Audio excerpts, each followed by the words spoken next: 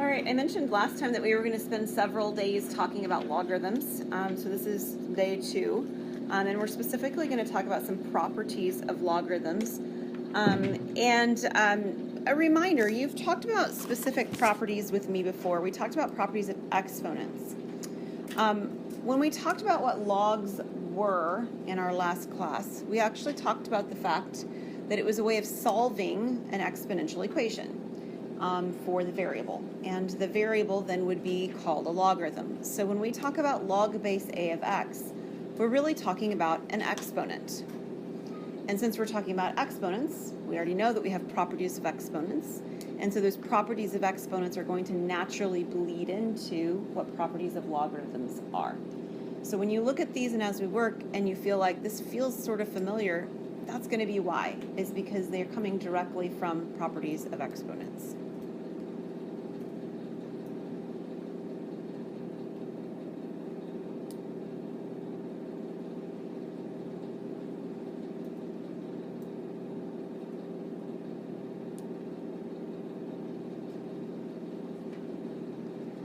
There are 6 properties of exponents, but a couple of them are kind of just extenuation or extensions of other ones. They're not all really independent properties.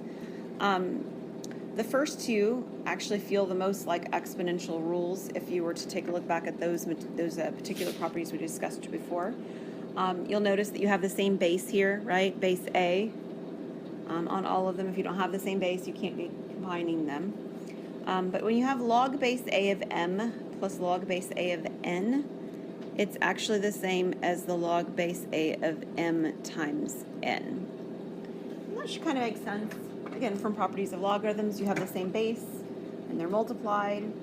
What do, right? When you multiply, you add the exponents. Well, these are added exponents, so when you combine them back, you multiply the interiors. So if the first one ends up multiplying the interiors, what do you think the second one does? It divides them, exactly. So this is log base a of m over n. So those 2 feel very much like exponents because they are exponent properties.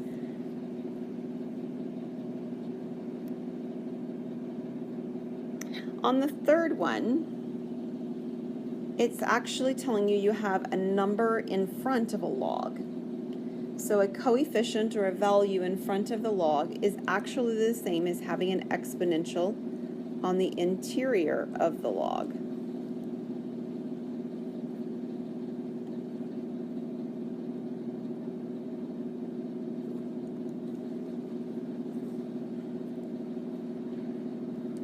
These are really the 3 basic rules. And from them, we can actually get the other 3, along with the things we were doing last time, pretty quickly. For example, on number 4, this is directly like one that you guys saw from earlier. When you have log base a of a, and if you were trying to solve it and it equaled, say, x, we could actually rewrite this with the properties like this. And if we did that, we'd find out very quickly that this rewrites as a to the x equals a. So what would x have to equal? It would equal 1. So in particular, anytime you see the base and the interior perfectly match, they're inverse operations. And the phrase you guys like to use probably is they cancel each other out, right? And they do. We end up with the number 1. Now, if you take that a step further, on this one, they're almost the same. I have the base A and I have A inside, but it has a power of R on it. But according to the third property, a power of R on the inside is the same thing as an R in front. So if I were to change this and I were to pull my R down in front, and then notice that this piece is exactly the property I just had and it's equal to 1, then all I would be left with is R. So this 5th one is really a combination of number 3 and number 4. And on the last one, again, if I were to set this up and simplify, it simplifies pretty quickly. We can rewrite it. So I have a to the x equals 1. What would x have to equal? It would have to equal 0. When I raise something to the 0 power, I get 1. So if you have log base anything of 1, it's 0. So some of our logs simplify to whole numbers, right? Like here I got 0 and here I got 1. Other times they either condense down into a smaller version, or if we worked the property backwards, we could expand it into a larger version. And all of it is in attempts to simplify expressions. Okay? So we're going to take a look at quite a few examples of using these properties and different ways that the questions could be asked for being used. So here's our first one, and we're going to fill in the missing values. And it was on my screen until apparently I pulled it into this PowerPoint presentation, so let me actually show you where the missing values are. This is what it looked like on my PowerPoint. All right, so that's where they should be. All right, so the idea is to rewrite one side or the other so that you can obviously fill in the blank. So this is a property of logs. Which property was it from the previous screen? The second one. It's a subtraction property, and so if I can have a subtraction property, what would I do if I were to condense them? What would that become? With division, exactly. So it would become 7 divided by 5. So what would I put in the blank? Yeah, it's 7 over 5.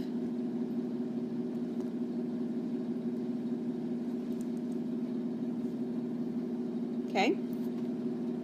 On the second one, what property do you see present here? Which one? The first one, exactly. I have two logs that are added, so I should be able to multiply their interiors. Now, the thing is that when I multiply these, I have a 5 and I have this box that I don't know what it is. But it's supposed to be log base 2 of 55 when I'm done. So what does that box have to be? It's got to be 11. So whoops, that's not what I meant to do at all. So inside that box, I actually have an 11. And then on the last one, they already are a single log on both sides. But one of them, the one on the left, has a coefficient. What do I do about the fact that there's a number in front of this one when I compare it to the other one? What property could I use? The third one. The coefficient in front can become an exponent on the inside. So if I'm rewriting this one, this would be log base 3 of 2 to the negative 2. So that's what goes inside the box, but of course 2 to the negative 2 could be simplified. So what is 2 to the negative 2?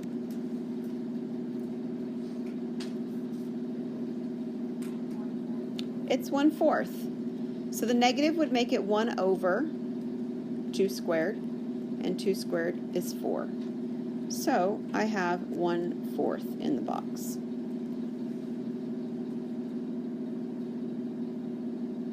So the questions you have that are doing this are really just getting you comfortable with moving in and out of the different ways of writing logs. Is it expanded? Do I need to condense it? Does it have a coefficient? I need to pull it up or pull it down. I'm comparing both sides to make the statements equal.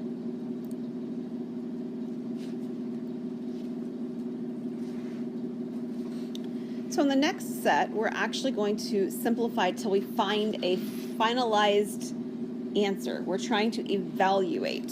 So evaluate means find the value of.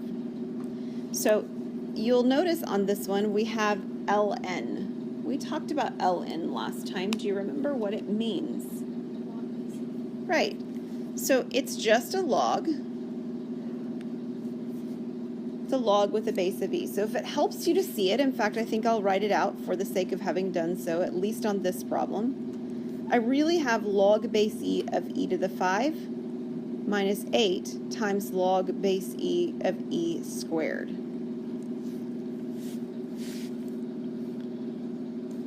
Do you notice any of those properties present on this? There's several different ways you could approach this one.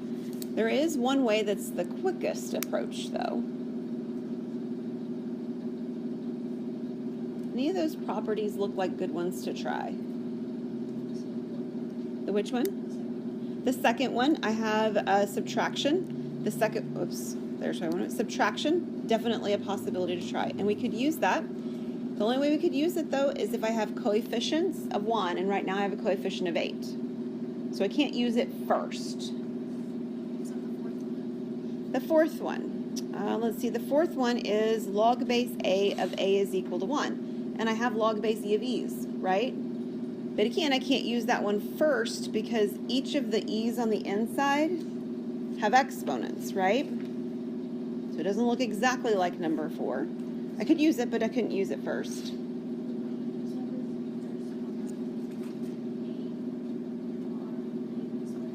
You could use the third one first because it talks about the exponents, moving the exponents. All of these are the ways that you could do them, and they would all work. There's still one way that's more efficient for using it that I'd like to see if you can find. Number 5. On number 5, I have this statement where it says log base a of a, and there's an exponent. And the reality on this problem is that that's what I have in each piece right now. So if you don't notice number 5, that's fine. You'll just end up doing more steps. You still get to the same answer. But if you happen to notice number 5's property, then this whole thing is simply equal to 5. There's still a minus 8 here, but this whole thing is equal to 2 as the exponent. That's pretty nice. Again, not the only way to do it. In fact, it's not even how I did it in my notes. What I did in my notes was what you guys said.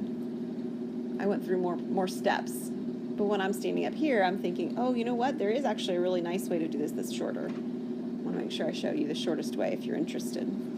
8 times 2 is 16, so what's 5 minus 16? Negative 11.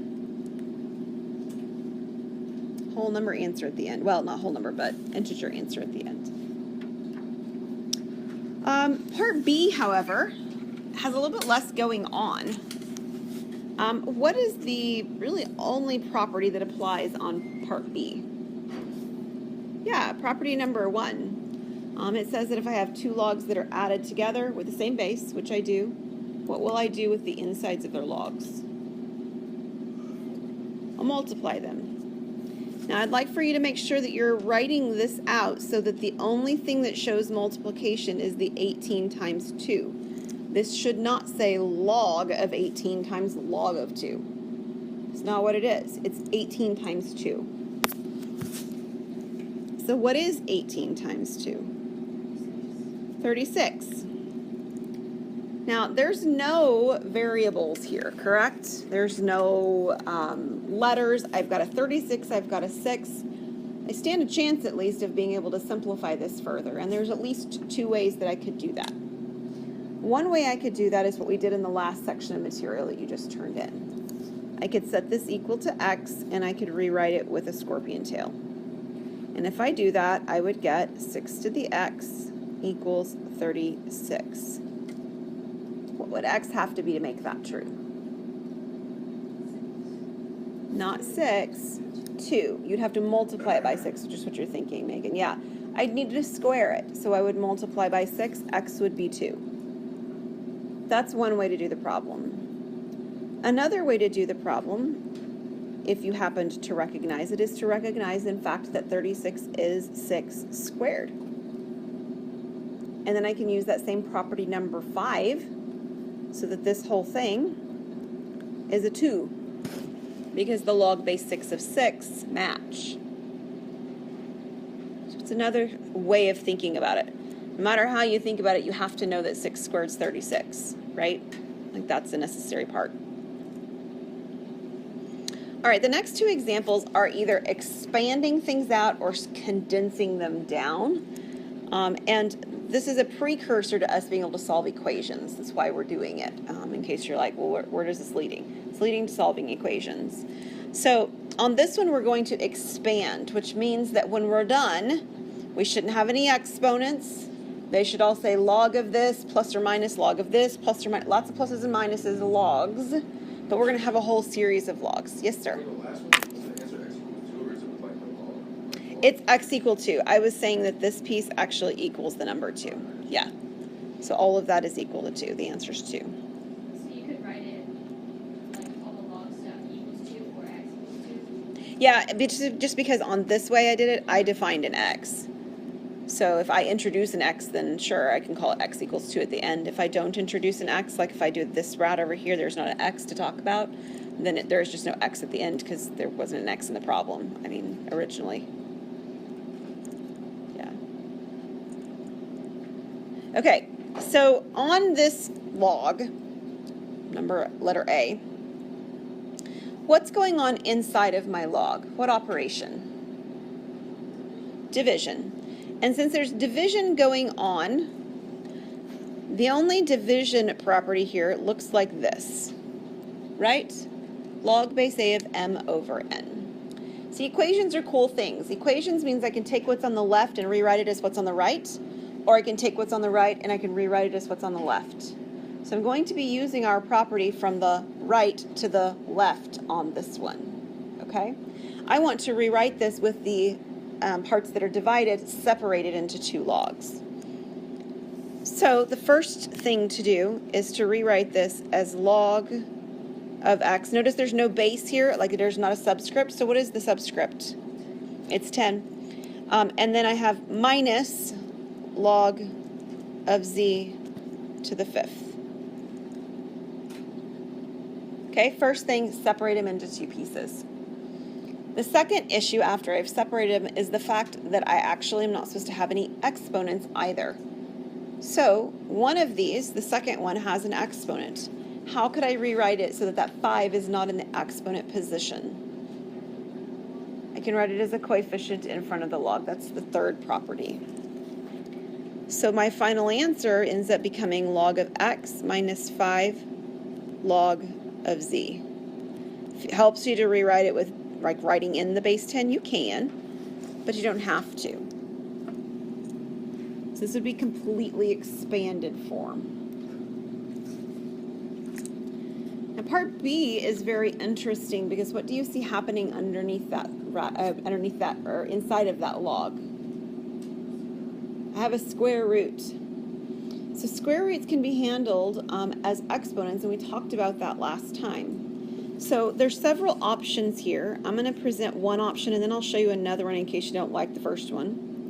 One option is to recognize that a square root is the same thing as a power of 1/2. Okay, that we have to do no matter what. So one way to handle the power 1/2 is to pull the 1/2 out in front. Okay, I'll show you another way to handle it here in a sec, but this one is a pretty nice one to get rid of because y'all don't really care that much for fractions anyway. So if I can pull it out in front and sort of ignore it, that's kind of nice. Okay, so I've got my 1/2 out in front, and I have a log that's got a bunch of things that are being multiplied, right? So what property could I use to change the multiplication? The first one. Again, I'm going to work from the right over to the left. I've got something multiplied and I want to break it back out apart. Now I need to be careful that 1/2 doesn't get lost. So I'm going to put a bracket here to remind myself that when I'm all said and done, I've still got a 1/2 out in front. But for right now, I'm going to rewrite, I've got log of x cubed plus log of y plus log of z to the 5th. Okay, so I've expanded. There's 3 logs now because there were 3 things multiplied inside. there's one more thing that needs to be done with those individual logs. Yeah, the exponents need to come down as coefficients.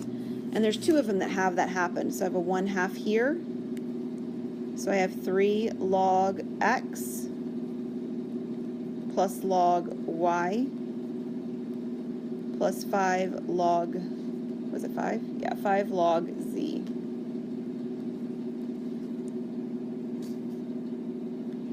There's one more step.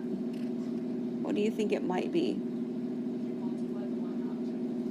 Good eye, Keely.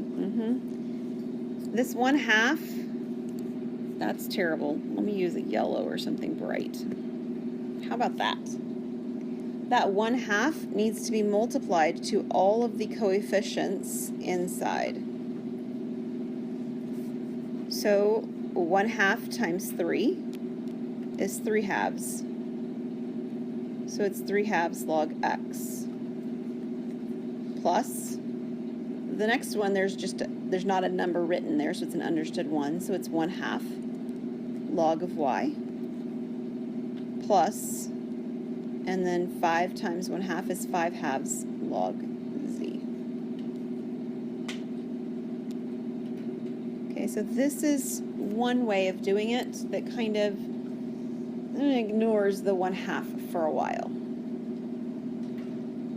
If you don't want to ignore the 1/2 for a while, right back here, where the very first thing was that I wrote it as a power 1/2, I could distribute that 1/2 power to each of my exponent values. So what would that look like? Well, if I did it that way, let me do this. I will change colors over here. If I did it that way, I would end up with the log. But right here, instead of it saying x to the 3rd, that 3 would be multiplied by 1/2, and it would say x to the 3/2. And the y would have a power of 1/2, and the z would have a power of 5/2.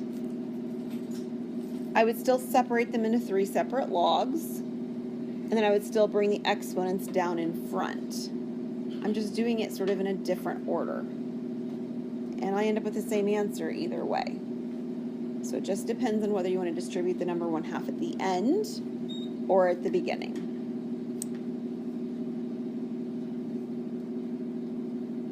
Any questions on that one? Okay, so this is taking a single log and expanding it out. Our next thing is going to be taking an expanded log and condensing it back into a single log. So we have a couple of these, and you'll notice on these we actually have some addition and subtraction inside of logs. There's no properties to simplify that, okay? So we just have to leave it as addition and subtraction inside of log. But we do have on this is that we do have coefficients and we do have subtraction, right? So I can't do anything about the subtraction until I have coefficients of 1. That's the deal. The properties of logs require that the only way it can expand or condense with subtraction or addition is if the coefficients are 1. So the first thing to deal with on this one is to make the coefficients exponents. So the first thing I need is log base 3 of y minus 4 to the 4th minus log base 3 of y plus 7 to the 6th. Does that make sense to everyone? Just pulled those exponents up. Nobody wants you to multiply that out 4 times. Nobody. Not multiplying anything out 4 times, okay? You're leaving it as y minus 4 to the 4th and y plus 7 to the 6th, okay? However, we are going to be able to now to condense this into having a single log of something because now my coefficients of my logs are each 1. So I can take my log base 3 and subtraction becomes what? Division. And I will divide the y minus 4 to the 4th by the y plus 7 to the 6th.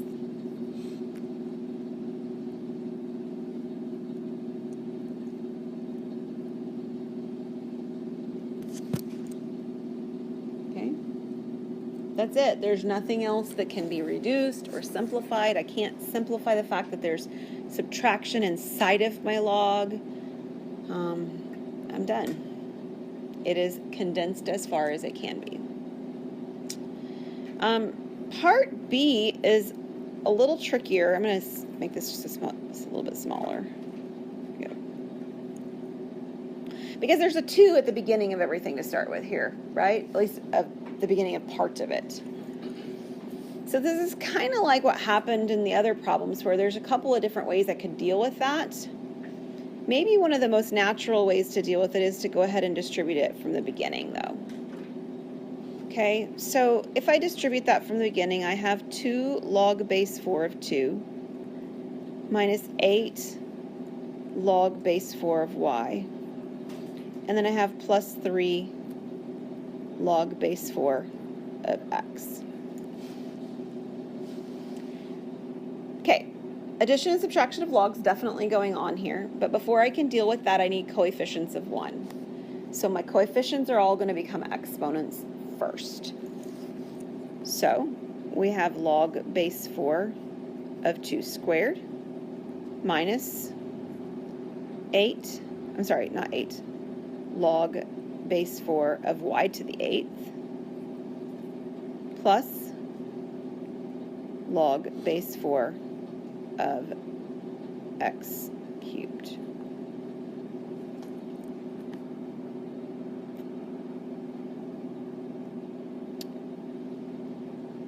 Oh, no wonder. I was like, I don't remember this happening, but it's okay. I'll deal with it from here and we'll pretend like it should have been. It's a good example, actually. What is 2 squared? It's 4. What's log base 4 of 4? It's 1. So the first part's just 1. The second part has one that's addition and one that's subtraction, right? If you really want to see it, you can switch the orders. I mean, that's fine. I mean, like we could rewrite this if it helps you as log base 4 of x cubed minus log base 4 of y to the 8th. That's fine. But the reality is that a positive log stays in a numerator and a negative log has the interior to go in the denominator. It doesn't really matter what order it's written in. If there is a negative in front, then the inside here is going to be in the denominator. And if there is a positive at the front, then this interior here is going to be in the numerator. So whatever order we have it written in, I've got my 1 plus at the beginning, but I'm going to have a single log base 4. Why did those lines split? They didn't. They're attached. All of this goes together. But And on it the next line, just all it's moved. positive. No, I Oh, moved you it. just switched. Yeah, I just changed the order so that you could see the subtraction. I just picked them up and moved them. Yeah. And there's no need to do that. I just wanted you to see why it works that the negatives always end up in the denominator and the positives always end up in the numerator. I mean, that always happens. So I end up with the x cubed being in the numerator and the y to the 8th being in the denominator. Man, that purple at the bottom on my screen is so legible, but on your screen, it's so dark. So this is 1 plus log base 4 of x cubed over y to the 8th.